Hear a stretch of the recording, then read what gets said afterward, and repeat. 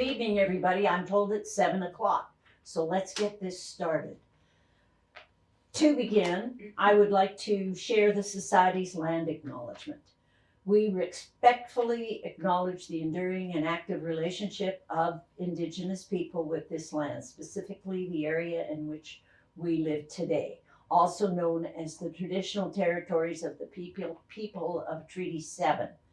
The Society is an organization is focused on the well-being of the land, and we endeavor to honor Indigenous, Inuit, and Métis rights and relationships with the land and the ability for all to grow, live, work, and play within this territory. So you may have noticed I have a couple of guests with me, and I'm very interested. This is going to be a great conversation because they are truly people that do things that interest my soul. So if I get asking too many questions, don't forget you can jump in and ask questions. My guest to my right is Marian Mulligan, and she is a 5th generation horticulturist. I find that's amazing. In the Calgary horticulture scene for several decades, her extensive experience has brought her career to a thriving consultation and design practice, helping homeowners, community associates, as well as private clubs and commercial properties with their landscape. These are so many words that I have to read them because otherwise I will forget some important part of it. Marian created the concept and design for centennial restoration at the Calgary Stampede grounds and held the position as head horticulturist for the Calgary Golf and Country Club and was a guest on HGTV's Bugs and Blooms. I understand that was your garden. It was, yeah. Yes. And was a member of Team Mulligan on CBC Radio and teaches Design Your Yard for the Calgary Horticultural Society. Her personal and professional gardens have been featured in magazines and publications, and her background in art and visual design supports her ability to create stunning as well as functional designs. Welcome. Thank you. That And sounds you good. brought along your son. I did. This is Luke, and his last name's Steeves, and he is a landscaper. And I'm quite interested in the fact that he too has joined not as a horticulturist in the family business, but as a landscaper. That's right. And you have a favorite part of it all, you tell me.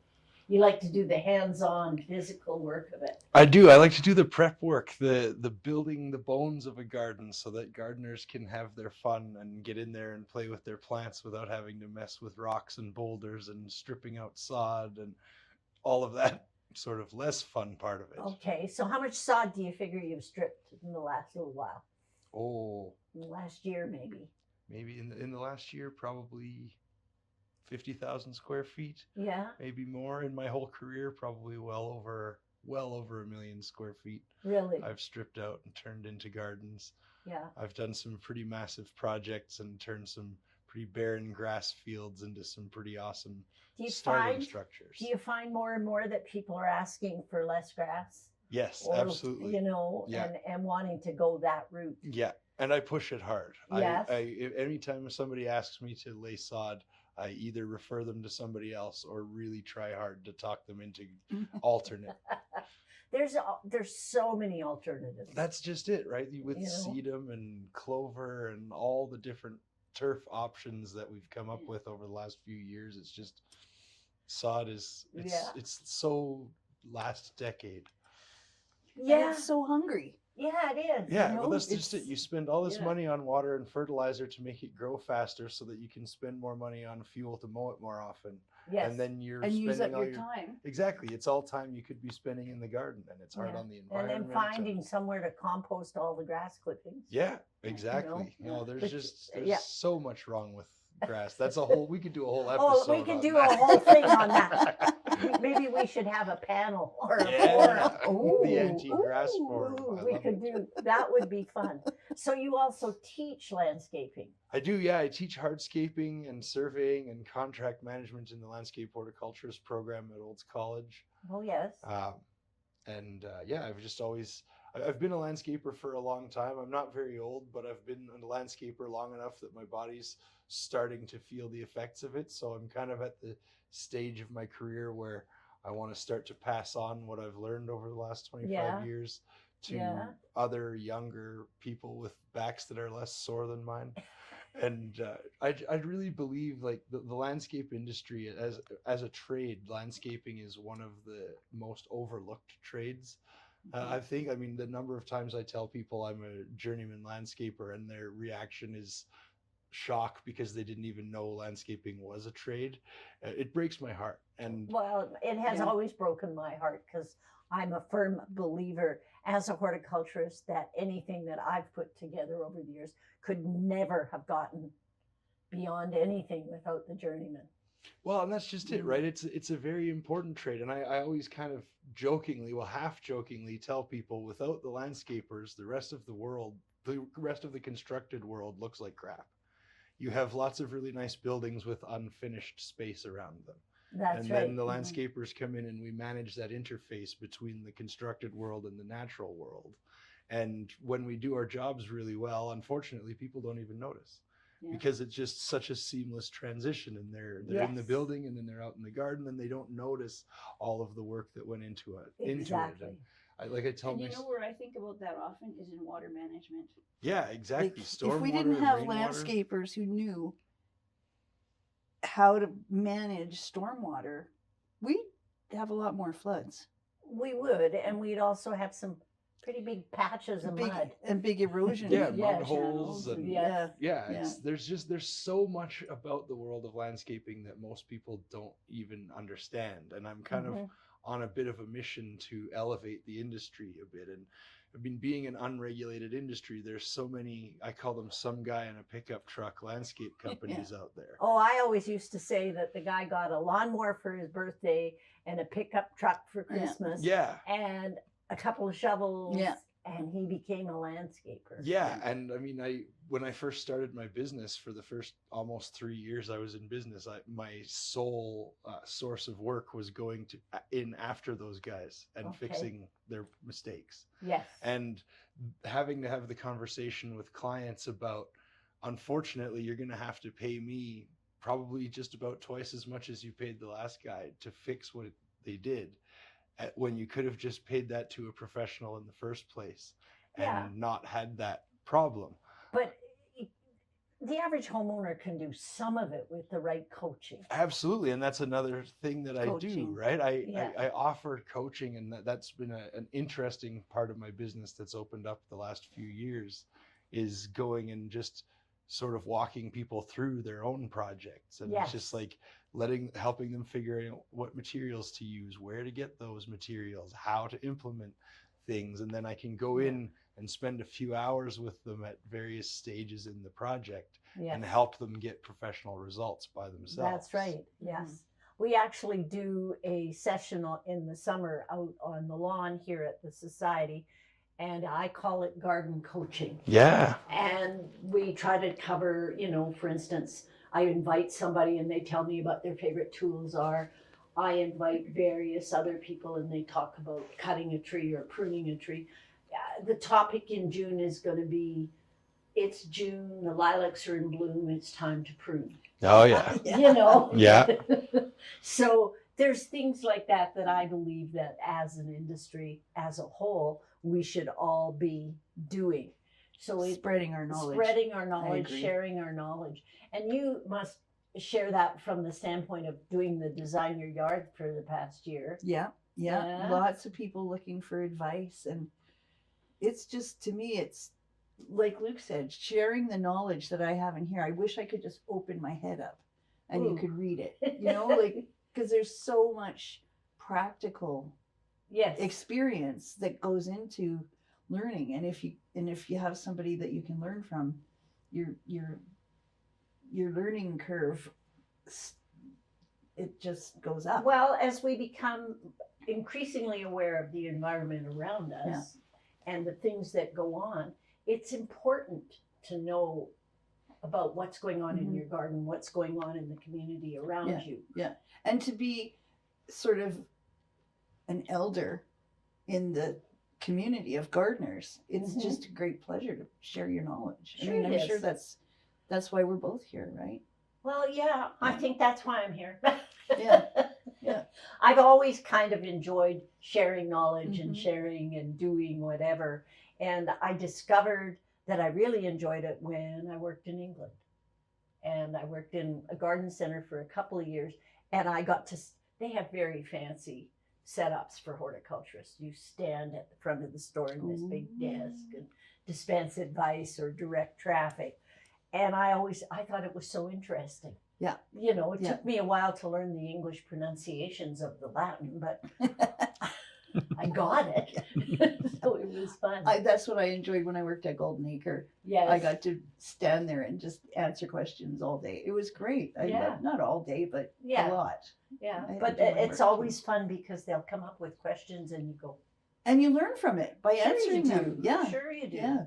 Absolutely. Yeah. I love that. Yeah, part. that's one of my favorite things about teaching is when students ask a question I don't know. Yeah. And I get to tell them I don't know, but I'll get back to you. And then it's like I get to go do some research and learn something new. Yes. It's great. Yeah. And which do you find, the research by using books or going and talking to other landscapers? Almost always going and talking to people. Yes. Yeah, the thing I love books, don't get me wrong, but they were written a while ago. You know, Or if they weren't written in our area. Yeah, exactly. That's the thing. It's Yeah. not, you know, when you talk to people who are also out there in the field, getting their hands dirty, doing it, Mhm. they have answers that you don't necessarily find in books. Yes. And that's, you know, I always refer to some of the landscapers that I used to deal with at the Acre. They were the brain trust. Yeah. A lot of them would walk in and have all these things that they were buying, and they would talk, and you get into a deep conversation about the latest fertilizer or something that they were building or something Mhm. like that. And my favorite, well, not my favorite, because if I say this out loud, he's going to get a big head. But a couple of guys used to come in and shop at the Acre South.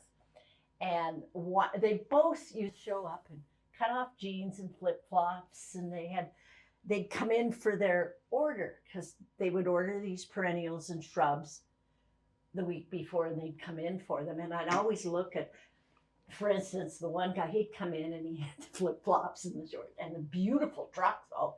And he would take 2 or 3 of our racks full of plant material to take to his job site. Well, he now owns Spruce It Up. Oh. So he's worked really hard to get Mhm. where he is. Mhm. And it's the same thing.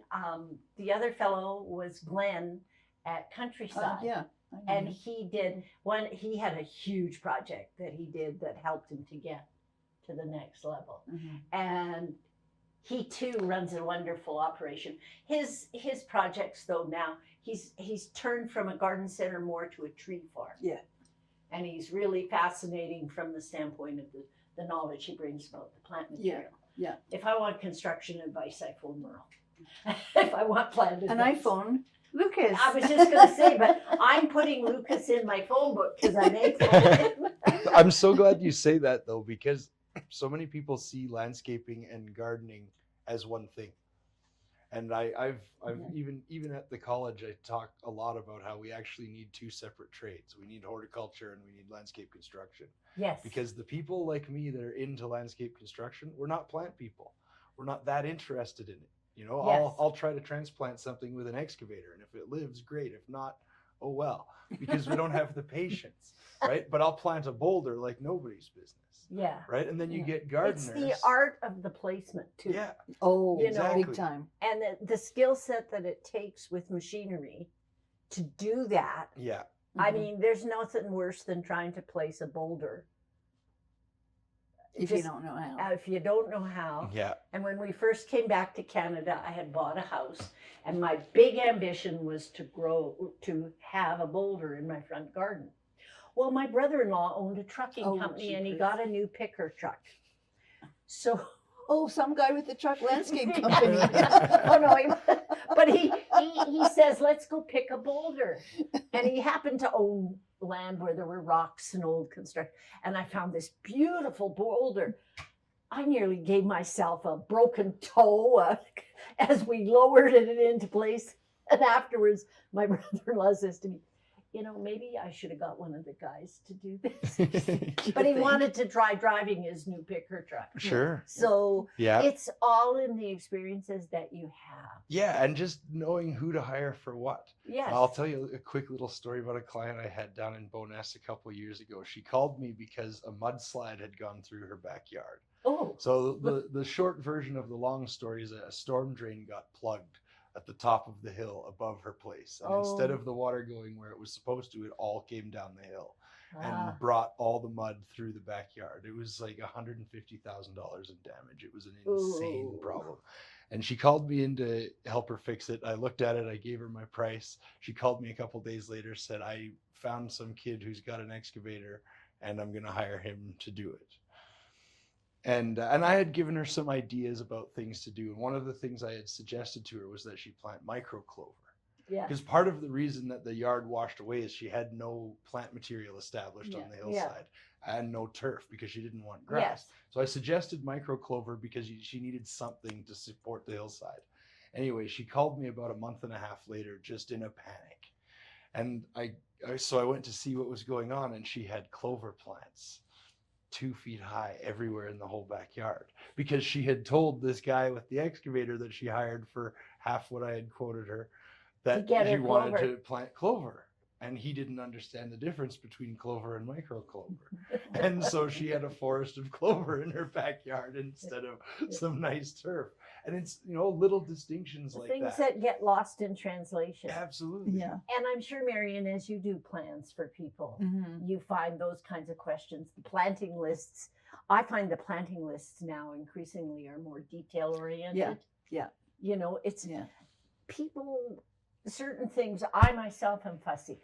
I want blues and bunch of bright pink, and then I want a yellow dash in there. Yeah. So those are details that I like to impart to people. Yeah. And I really love being in the yard with the homeowner Yes. and going through it and helping them imagine their dream. Yes. Right. And the hardscape as well as the plants. So that then once I spend time with them, then I see, oh, you like pastel colors. Your grandma liked peonies. Yeah. You're allergic to lilac. Like little. Yeah. Those and are that big is the deal, things right? that half the business and the charm of gardening is getting to know what you like, what you can and can't do. And let's face it, with the Horticultural Society, a lot of our membership want to do it themselves. For sure. But they need good coaching. Yeah. And help them figure out the right plant in the right place. Yes. Because that's the difference between success and failure. Oh, it is. Is the right. Yes. And learning the property and learning the way the sun moves across it, learning, Site you know, assessment. Yep. or what varmint has walked across lately. Yeah.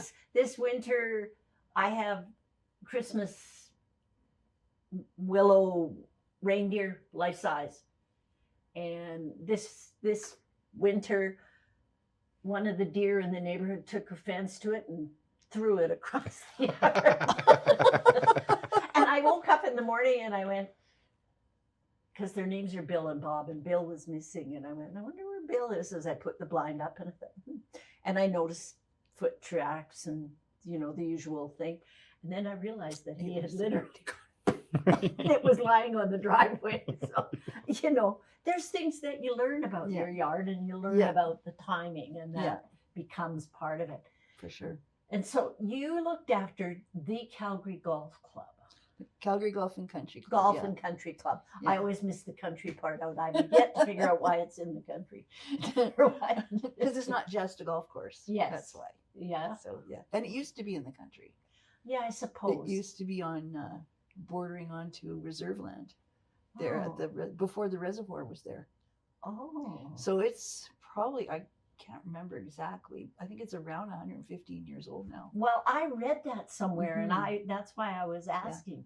So your job was basically to get the planting right and get the. Yeah, I was the head horticulturist, so I did all the gardens. I revamped all the gardens when I went there and brought them up to class. And I did all the Christmas arrangements and all that. I didn't do any grass work. I was very happy about that. And I had a big greenhouse. I had a Yeah. 30 by 90 greenhouse. Oh, That was, that's a tough Heaven. life. it was heaven, I tell you. It was tough to leave, but my knees couldn't do it anymore. Yeah, you get know? to that stage. You 5 know? days a week, 8 hours a day. Well, one of my summer jobs was doing lawn cutting in Edmonton. After the first 2 months, I couldn't do it anymore because Yeah. you're riding around on that thing and you're. It's hard work. So And then I got the push brigade. Yeah. So, So hats off to anybody who's out there doing that labor work, because oh. that's another underrated part of our industry. It's Oh yeah, so landscape it's maintenance is affordable doing- huge. The people doing the job. If you have Yeah. a crew that is recognized and paid for what they do, it's very different than some guy who picked somebody up on cash corner. But yeah, Well, we don't do. I don't know. Does Cash Corner still exist? As far as I know, Yeah, it's still a does thing. really? Yeah. Oh, I had no idea. yeah. Well, I won't be going there. It's great if you got a tandem load of gravel. You just need wheelbarrowed from there to there. But beyond that, Yeah, Yeah. yeah. It takes a lot. yeah. So, what are some other projects you've done that year? I did, well, like you said earlier, I did the Centennial Yes. project for the Royal Visit. When was that? 2013, 12? At the or Stampede. 13? Yeah. At the Calgary Stampede. So all in front of at that time it was the brand new entrance to the BMO Center, Oh, yeah, and that part. and the- yes. the casino, and all the beds, and the beds under where the big horse statue is. I did all that because I knew the royal couple was coming, and I had been there, and it was so ugly, and I just phoned them and said, hey, you can't present this to the world. And so they hired me to fix it. And I also did at the entrance when you used to go off the LRT, the old LRT Up ramp. above. Yeah, up Yeah. above, and you look down into the onto the entryway. There was that scene in the bricks with the mountains in it. Oh, yeah. That was my design. What's that? Yeah, but it's Very gone now cool. because they put a road through. I was just going to I say, but know. that's not there anymore. I was so sad. My legacy. My, Yeah. you know. There's a Yeah. few legacies Yeah, missing. yeah. The Horticultural Society planted in our early years, helped to plant all the spruces that were originally planted at the grounds. Oh, neat. Yeah, and those are most of them are gone. Yeah, a lot of them. Yeah. So it's Yeah. there's stuff that's changing, and I'm not against the advancement of it, but I kind of go. But your heart kind of takes Yeah, it it does. Yeah, it kind of goes into that. Yeah. And I don't know. I go around and I look at some of these beautiful creations and look Oh. at various golf courses and think, wow. Yeah. And they've Yeah. really started from the early days when all they were worried about was fertilizing the heck out of their grass. They've evolved, a lot. you know. A lot. And one of the things I really enjoyed about that project was it was 142 acres. Yes. And we had property that was up on a windy, cold hillside. Yes. We had property that was down in the water valley. When after the flood, I did all the repair Yeah. down there and I worked with the Audubon Society. So a lot of variety on a piece of property that big, and that gave me the experience to work under a lot of different situations, right? A lot of different light, a lot of different wind, a lot of different water. You didn't fall in the water? I only asked that because I fell in a creek in Edmonton. I'm sure it was up to my hips a few times. You know, sometimes you think you need danger money. Yeah, So- yeah, especially when it's slippery clay. Yeah. You got your shovel, got the plants in your arm like this, and you're trying to. Walking heel first. Yeah, Yeah. yeah. I've done that. Yeah. Done that. Yeah. So, right now you're doing DIY. I Design am. your I yard. am. Yeah. Are you? What do you Really think so loving far? that. Are I you? love it. Yeah. I like the variety of people come in with, some people just want to redo a little bed, and other Mhm. people want to have a brand new build. Yes. It's exciting, and to watch them week over week, Mm-hmm. you learn this layer the first Yes. week, and then another layer, and you can see their wheels start to turn, and What I like that. is the evolution from when they send in their form when they first sign Yeah. up for the class, Yeah. and you're reading all their goals and all the things that they are going to do. And then by week 3, and we get to week 4, when you get to present your presentation and show us what you're doing, my first question is, before I let it start, is, so how much of your mind have you changed over all this? Yeah. And It's it's true. interesting, all of that. Oh, I see a question. Oh, Linda Parkinson, when you start designing a garden plot, how do you start? I'm going to hand it over to the expert. I start with a site visit. Yes. That's my first step. I go to the site visit. I get a copy of the real property report Yes. so that I know where's the city infringement, where's the what areas can I work on and what areas can't I, what trees can we touch and what trees can't we, Or want to. yeah, and then a nice hour-long consultation with the homeowner, and together we come up with how do they want to use it. And the same with, if it's kind of the same process if it's just one garden bed. Where is it? Where do you look at it from? How do you enjoy it in your yard? What colors do you like? Is it in the sun or the shade? Is there wind? Is there a neighbor? Is it somewhere you're going to sit? Is it somewhere you're going to walk past? Yes. So really a site visit and consultation is where you start. Yeah, and you can do that yourself. Mhm. And get it right. But Linda, you're asking about a garden plot. So are you talking just a single bed that you want to do, or a vegetable garden? Is that kind of what you want to do? That would be interesting to know. When we talk about design your yard, it is a part of the City of Calgary's Yard Smart program. And we literally go from the first steps and showing you pretties, showing you what might happen, showing you, the various parts of the landscape, so that by week 2, you're going to embark upon the construction phase and learn about that. Oh, it's a flower bed. Yeah. So when it's just a bed, a single bed, then I would start with what you already have, Yeah. right? And see, do we already have the bones or not? And then I would work from the bones up. If there's already a tree or some shrubs there that you want to keep, then we work around that and go from there. And I kind of work seasonally. Yeah. That's how I plan the plants. Is one of my very first books that I ever had was the Smyth perennial book, and it was divided up by seasons. Oh, Patrick Levy I was a love that genius book. I with still, that. yeah, and it was so good to just go. So I would always make sure there's something in the spring, all the way through, and something in the winter. So that's how I would plan it. I hope that answers your question. Yeah, I'll just throw something in that often gets overlooked in planning in gardens is like soil testing. Oh, yes. No, and that can be as simple as digging a hole with your shovel and seeing how much soil you have to work with, or depending what you're trying to accomplish, can be as complicated as actually taking soil samples, sending them out to a lab, and seeing what there is to deal with. But you got to know what you're starting with, so you know if you have to dig a bunch out and bring in garden mix, or if you have to add a bunch of compost, or these sort of things are really important before. I'm an old-fashioned planner of flower beds. I usually carry around a hose or a rope, and I ask what they want to incorporate into the bed. And then I start showing them outlines of the bed with the hose or with the rope. Definitely. And give them that sort of idea. And that way, that gives them thought. But I agree with you.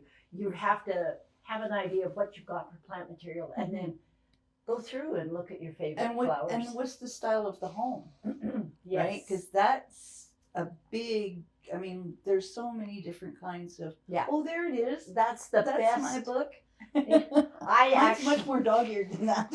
so is mine. Mine's not such a bright green, but I got to tour his garden. Oh, It was so amazing. My friend lived on that peninsula up into Lake whatever it is, and I was just I said I want to see this garden, so she did some research. We found it. We found out they had an open day, and we got in there about 10 in the morning, and at about 1:30, she says to me, "How can anything this small take this long?" Oh, But fascinating, I and bet. that book was such a good read. Yeah. And he is brilliant mind. Yeah. Brilliant on that. Harrow So Smith was a good. they were a great publication. My great uncle Ed, in our Generational. horticulture lineage, was in the second issue of Harrow Smith. Really? Yeah, and I wish I could find a copy of that, but Oh, finding old magazines Yeah, these days yeah. is really yeah. hard. So he was in there because he was he did hybridizing for the Canadian agriculture, Mhm. and he worked on tomatoes and squash. So he did the Tom Thumb tomato and the Arctic Plenty tomato, Subarctic Plenty, and That Tom Thumb tomato was really a good Yeah. one. I don't see it anymore. I don't think it's around. No. And but- then what became the early girl and the better boy. That And the was all Tiny Tim. Tiny Tim. Yeah. Yeah. That was those were- all great Uncle Ed. Great Uncle Ed, eh? And his father was also a nurseryman Oh. in England. And Mm. I just know it had come down through the family that way. So that's kind of cool. Well, I grew up with a mother and a grandpa that were gardeners, so Yeah. I get it. Yeah. And my mom's dad built the golf course in Carmen, Manitoba. Oh, So I kind of have it somewhere in you my got blood. it. And you can't resist it. I mean, I'm sure half the people here, if we said, If we took it's a like, survey, oh, yeah, I've been dabbling in it my whole life. Or I can't I've stop been- myself. or it started out with 4 pots and now I have, you know. Yeah. It's, My husband, when we first moved into our first condo and it had a balcony, and I filled it with flower pots, and he had gone and bought 2 lawn chairs. And he comes in with the 2 lawn chairs and he says, "So we're not So- sitting on the balcony." So, it's all in it's the gateway. it is. It's Yeah. the how do we win this? It kind of makes me think of our first urban farm. Oh, yeah. It started as a couple raised beds, and then 3 years later there was gardens on the roof of the garage, and there wasn't a square of grass in the whole place. Yeah. And it was a And big you still property. have the garden on the roof. We do. We're in a different Yeah, house this now. is version 2. Oh, Yeah, this is version 2. Yeah. Oh, there's more than one version. Yeah. Yeah. We were actually in Great West, the Canada West. Gardens West. Gardens West. Oh. Yeah, as the urban garden, the urban farm. Yeah. Well, But- you always had. I've seen pictures of your vegetables. And, Yeah. yeah. Yeah. Well, it's And you've got a a smaller passion. yard right now, right? it's smaller than we had before. Yeah, but Yeah. it's a pretty big lot. Yeah. But we have a greenhouse and we have. How flower much beds produce do you take off? and a lot. We have a big market garden out in Bragg Creek too. Oh. A farm okay. garden, not a market, Farm. but a farm garden. Oh yeah. So we fed ourselves until March this year Yeah. from our gardens. Yeah. My tomatoes fed me till about March, Yeah, and my carrots I still have some left. nice. I only have Honest onions left. Michelle, the play sand is coming. But yeah, it's interesting how we've evolved from just growing food back to growing flowers, and now we're back. Well, and I think it's really interesting too how we used to, when I was growing up, everybody had a vegetable garden Yeah. at the very back of their property. Yeah. It was not part of the yard, and that's something that's changed a lot. Yes. Is how now we're incorporating our vegetable gardens into our landscape as part of our living space. Mhm. I'm really happy about that. I'm working on a project doing that right now. Are you? Yeah, we're in Bragg Creek. We're putting in a greenhouse that has half growing space, half seating space. And then we're incorporating a patio in between it and then raised garden beds where they're going to be growing vegetables right in the front Oh, yard fun. as the main feature garden. Oh, Are you nice. So- taking pictures? Oh, yeah, of course. Always. We expect an article. Perfect. That would be so interesting. Yeah. Oh, those projects are, Yeah. Yeah. Well, they're it's so exciting to see because it's like vegetables aren't just utilitarian, yes. right? They're ornamental as much as They are. any other plant, Yeah. Mhm. and they're useful. Yeah. You know, they have a double purpose, and you get food out of it, and you get enjoyment. And this particular family is they homeschool their children, and their kids are quite young right now, but they want to teach them how to grow vegetables and how to be self-reliant and And It's, it'll be part of their curriculum. exactly. Yeah. So it's really Good. exciting to get to be part of Yeah, to projects be like a that. part of that sort Yeah. of thing. I always remember one of the years that the zoo, that round bed outside of the conservatory, and they had planted it and they had used Swiss chard and spinach all through it. mhm. And it just looked fabulous. I Yeah. have pictures of it and I was just Yeah. fascinated by Yeah. what they were doing with it and Yeah. how they used it. And now, of course, they have those food gardens over Mhm. on the one side. Mhm. So it's all in how we educate where we're going with it. Yeah. I used kale a lot at the country club Yes. because it's such a beautiful plant. And even when he was like a year old, I built him a sandbox, and I wanted it to be like a, kind of a tropical looking setting because it was sand, right? Yeah. So I put horseradish all around it. Whoever owns that property now is cursing you. My legacy. Yeah, that's where you just need a guy like me with a big excavator to come in. You can even deal with horseradish. that way. Really? Oh yeah. Oh.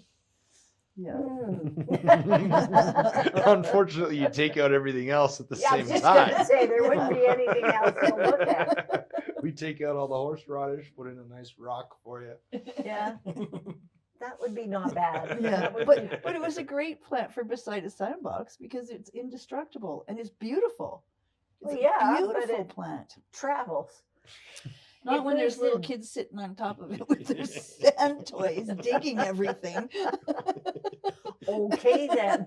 I've been managing horseradish since I was just a baby. Yeah. The thing that I always found, and still to this day, is when I dig it up and it makes my eyes water. It's really strong, and yet I hear, I can't think of her name. One of the major founders of the Millerville horticulture group. She has a room in her basement where she preps horseradish, Nice. goggles, Yeah. gloves, Yeah. Yeah. door shut, Yeah. fan. Yeah. I would think Yeah, Yeah. because it can really, it's a barn burner, it can be. you Yeah. know. It can keep squirrels away too. Ooh, I never thought of that. Mhm. Ooh, Mhm. now there's a control for a critter. I use you know what? I do have a squirrel recipe. Do you? Yeah. You go online and order the hottest hot sauce you can get. Yeah. That comes with the warnings. And Yeah. you do have to wear the goggles, the Yeah. gloves, Oh, the yeah. mask, everything. And you put it in a blender and you blend it up and put it through a sieve into a spray bottle and you spray your perimeter of Do your you wear property. gloves and safety gloves? And glasses and Glasses? a mask yeah, definitely. Ugh. But if you do that, you can keep How long does your squirrels. garden smell? It doesn't. Oh, No, you don't notice it oh. at all, and it doesn't make any marks on anything. But it will keep critters out for 2 or 3 months. So I did that because I live in Bowness. We have lots of squirrels and rabbits, and I did the top of my fence and the bottom of my fence and around my garden. Works like a charm. Well, I'm doomed with deer because I it'll live work in for deer too. deer Yeah. run. They do run through it. They do. And I swear that every year they get a little bigger. And a little bolder. Oh, yeah, cheeky. Yeah. Cheeky. They're just cheeky. So if you were to give out one, maybe 2 pieces of gardening advice at this stage in the year, what would it be? What would they be?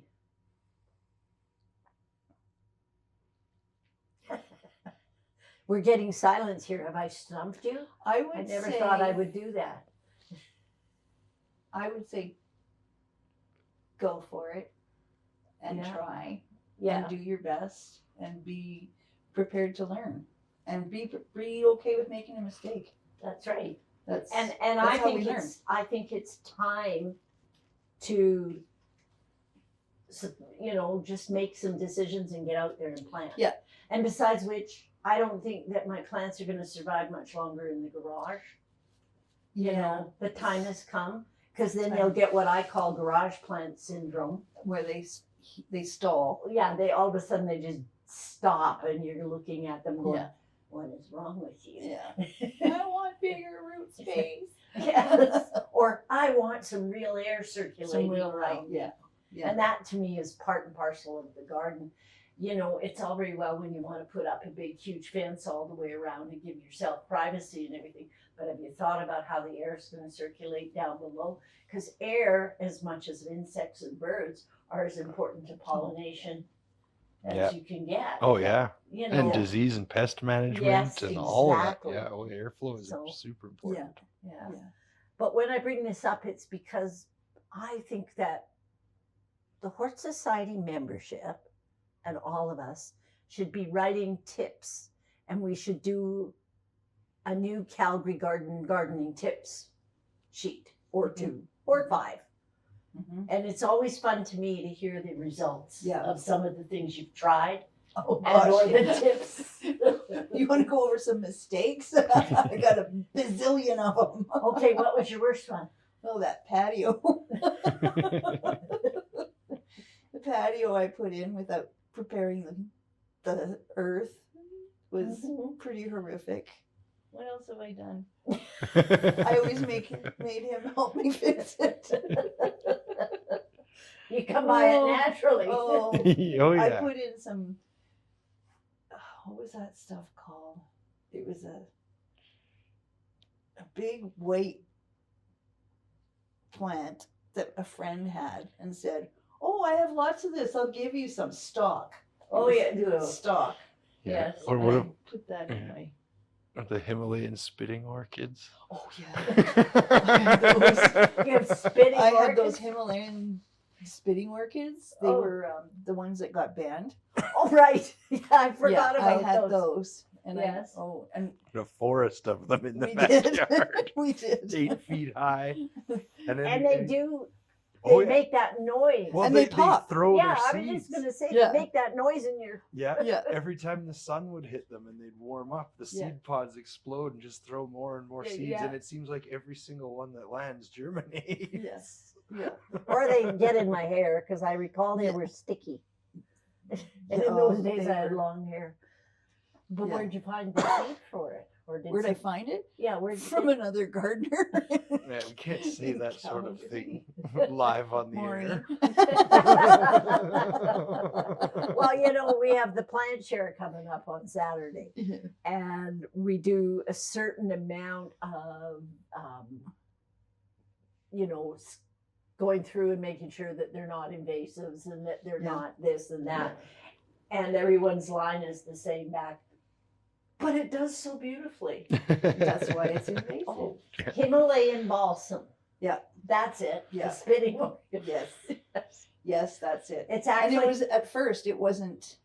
Nobody grew it. recognized it as a bad plant to have, No. right? And then all of a sudden, all the inner city neighborhoods were loaded with. Well, the thing is that it has this great Latin name as part of the impatiens family. Yeah.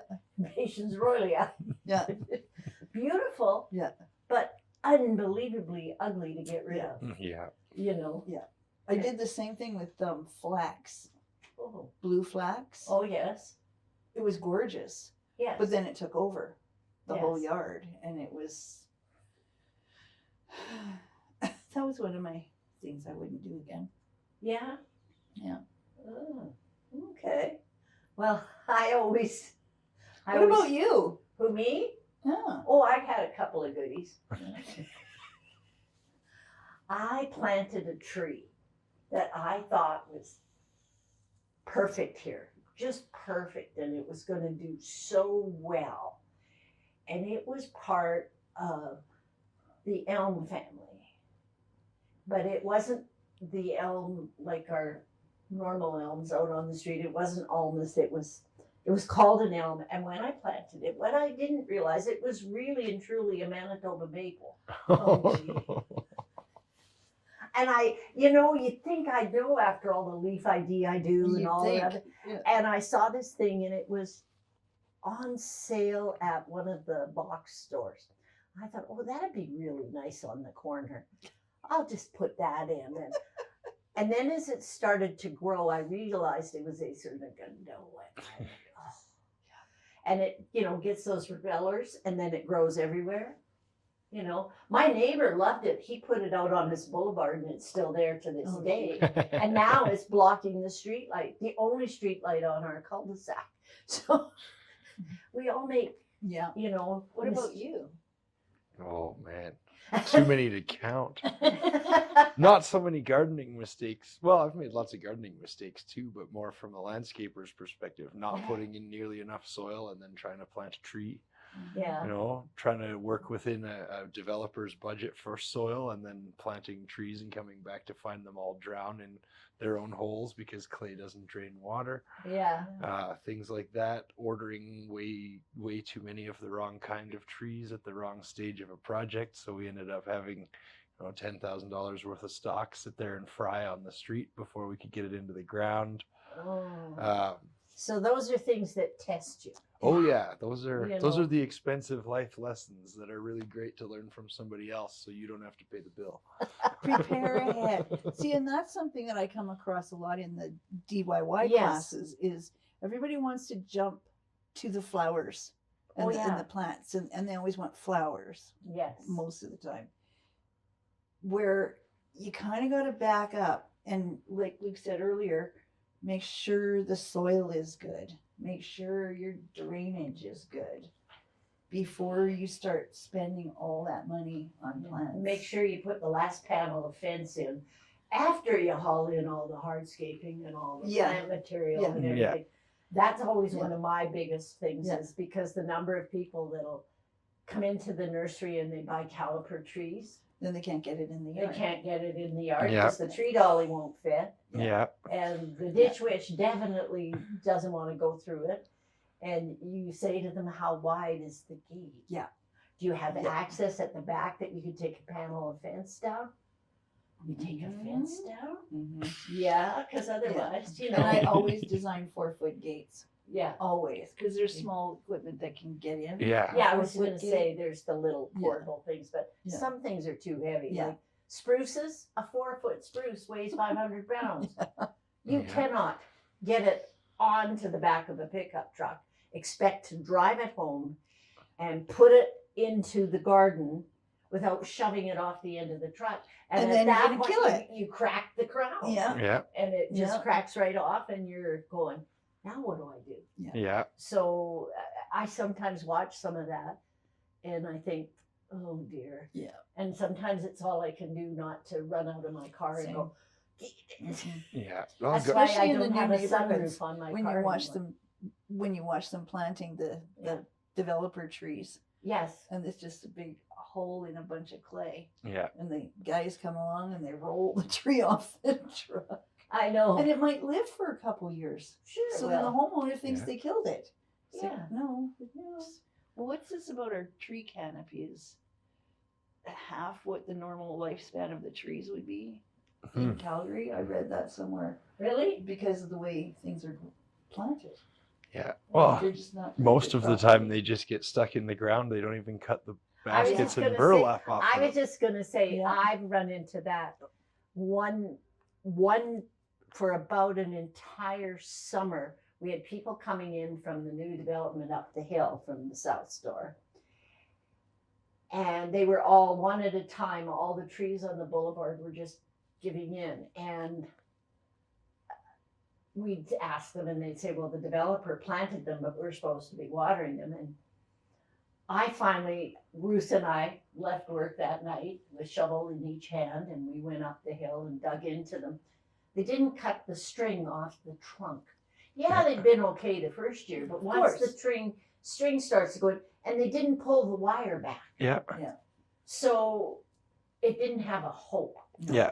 you know. Oh. So it's like watching how we do it and how we do it mindfully. Yeah. Just Mindfully. Yeah. it's mindfulness and listening, and that's one of the reasons why I want to do DIY so often and so much, is because we're always looking for ways to help and to make Yeah. that so. And it's, yes, we need to talk water.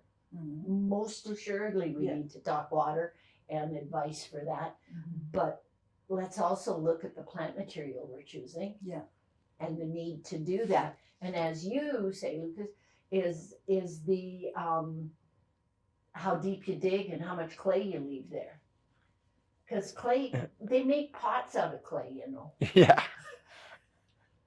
Yeah. So Clay is great to build on in this construction world, but Yes. it's nothing. It's garbage for growing a garden in. Yeah, Yeah. yeah. It's, I mean, and you've got to admit though that some of it helps us not to slide off the end of the planet. But I just firmly am a believer on let's build the underground structure and then Yeah. let's put it together and Yeah. have a good discussion. I think sometimes that's the messaging at DIY that you start to see as they've participated in the class, they start to see it. Mhm. Yeah. Yeah. You know, And the light bulbs come on. yeah, and Yeah. that's the joy that I Yeah. like. That's Me the too. part. I love I that. like that design your yard part of it. Yeah. You know, and that always makes me Yeah. feel pretty good about Yeah. it. And it's the messaging. And I love the questions because it makes you think. Sure, You it know, does. it makes me sort of dredge. Sometimes I dredge up information from a long time ago. You ever That's like, once in a while oh, say and hmm. answer something and go, how do I know that? Yeah. Oh yeah. Where did that come from? Yeah. Did you say that? Yeah. Yeah. So, do you think that within the next 5 years we can transform the tree line of Calgary and save some of the dying trees? Or do you think we still have to have more conversation about Oh, we need a lot more conversation about it. it? Okay. A lot more. Okay. Because that's kind of my feeling about it. I Mhm. don't like getting on soapboxes about stuff. Oh, wait a minute. Yes, I do. Some of you heard me on several things. I really, really have enjoyed DIY, the Design Your Yard classes, because it gives us a chance as a group of people who are experienced in it to share the knowledge and help people as the homeowner Mhm. to try and create their own project, which Mhm. gives you such a feeling of accomplishment. Yeah. You know, really. And to know what part to do themselves and what part to get help with. You know, it's like I'm not going to do surgery on myself if I don't know how. Like I would hire a professional. Mhm. And there's a lot of projects that need a professional to do. But you know? don't you also find in Calgary that every part of the city has its own little diverse climate and type of soil and Yeah. Yeah. And every yard within the city.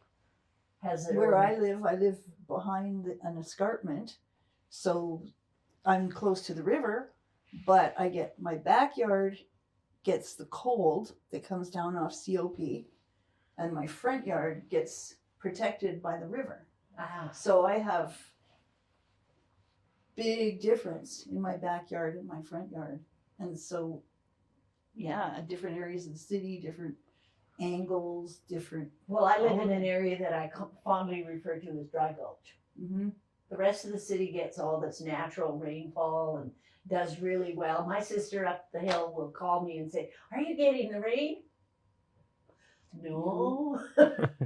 So it's all. You're on the grasslands. Yeah, I'm down in the lower valley there, and I'm, you know, Yeah. I like it there, but you know, there's things that different. I've had to adapt to. I used to garden in Ramsey. Very different climate from Glenbrook.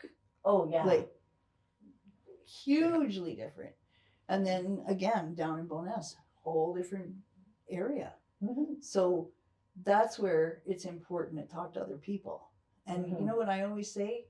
If you don't know what to do in your yard, take a walk. You'll see somebody in their garden. Talk to them. Because Mhm. gardeners will always talk Yeah, gardening. they'll always talk. They really do. We do. We can't help ourselves. There's certain times of the day though that I don't garden in my front yard because people come and talk to me. Mm, Do you have that problem? yeah, but it's not a problem. I like it. Well, I don't mind it, but sometimes I'm trying to. Yeah, I'm being creative Yeah. or something, and yeah. you know, Sometimes you're in the zone and it breaks it. yeah, and it Yeah. sort of goes, oh, what was I doing Yeah. now? Yeah. But it's I think it's fun to Yeah. chat gardening and talk gardening, and Yeah. as a member of the Horticultural Society, I'm sure all of you have come and done some events with us, and we do have some upcoming this Saturday. Remember the plant share? We are going to get it together and have people bring plants. Sometimes we have so many that we've, had to change the way we're going to run it. So you'll see a difference in how you get to pick your plants and how many you bring. And it will be really, really interesting, I think. And we have, I've got to get my cheat sheet. We also have coming up tomorrow. Have any of you ever met Professor Picklethorne? Well, Elwood Pricklethorne.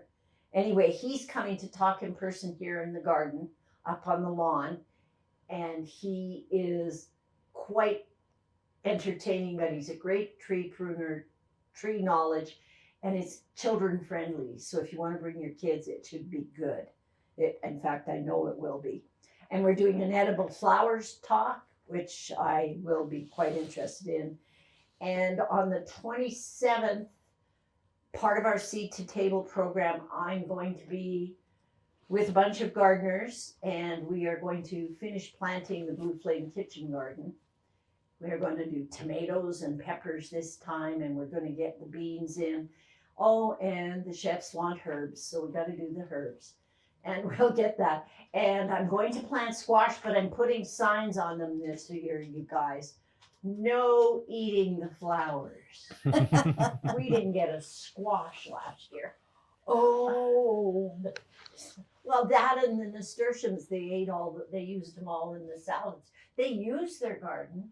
I mean, they make these tomato bacon sandwiches in the restaurant. They're just fabulous. But last year we finished at the end of the season with about 250 pounds of tomatoes still. So they canned, they made sauce, they did all sorts of fun, really fun things. So nice. It is. Anyway, if you want to go and sign up for any of that, we also have one, and I'm still looking at this one, growing wine cap mushrooms in your backyard. And next week, you guys start your first Design Your Yard class. Together. At Yeah. Lakeview, the two of you. Yeah. You guys don't fight, do you, or anything? Not usually. Rarely. Yeah. We disagree sometimes. Do you? Yeah, but we don't fight. You don't raise your voices, right? No. No? You see, Are if you I- kidding? He's 6'6". I'm not sure. I actually, I found out that you were her son, I kept looking and then looking at you and looking. And I thought, there's a hidden gene in this gene pool somewhere. So, anyway, everybody, this has been really interesting. I'm sorry that we didn't get any questions, but maybe, who knows, it was fun. And I think we learned. And thank you, guys. It was Thanks, great. Kath. Yeah. Thanks for having us. Yeah. Yeah, that it will was be nice. really fun. And as I say, I'm looking forward to seeing next week's teaching Right? and seeing how it goes. It should be interesting. It should be. Yeah. It should be. And maybe we'll see you at the plant share. You never know. You never know. Yeah, you might have something to share. I might. I know what I'm sharing. I have Maltese cross. I have about a 3 lot. buckets of it. A lot.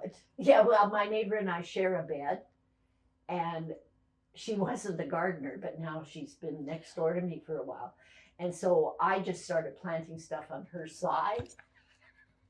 And now she puts compost in and everything. Ooh. And I didn't have room for my Joe Pye weed, so it's on her I side. love Joe Pye. I do too. Do you know whose favorite plant that was? Lois Hole. Oh, was it? And if you visited when she was in the front of the old garden center, and she'd be working the front area as you walked in the shop. And she always asked if you were shopping for anything in particular. And I always said, well, I'm coming to see what's in the perennial lot. Have you met Joe? It was her favorite plant. Yes, So we will be I love see that. where plant. we go. Yeah. Anyway, thanks everybody. Good night. We'll see you again.